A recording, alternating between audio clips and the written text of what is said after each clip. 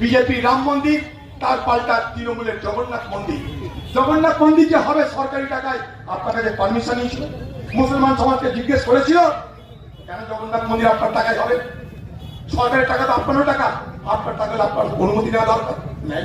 শুধু তা নয়, জগন্নাথ মন্দির উদ্বোধন করে তার প্রসাদ বাড়ি বাড়ি পৌঁছে দেওয়ার জন্য সরকারি টাকা খরচ করা হলো, সরকারি খাজা থেকে টাকা বরাদ্দ করা হলো। একটা মুসলমান পরিবার, তাদেরকে জগন্নাথের প্রসাদ বিতরণ করা হচ্ছে।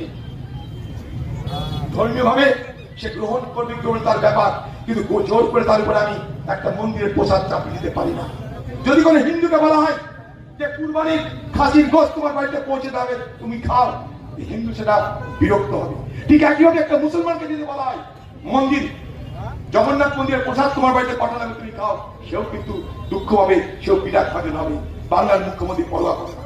কারণ কে বড় হিন্দু তার প্রতিযোগিতা চলছে এই বাংলায়। মোদী বড় হিন্দু না দিদি বড় হিন্দু, সেই লক্ষ্যে আজ মোদী আর দিদির এই লড়াই। বাঙালি অবাঙালির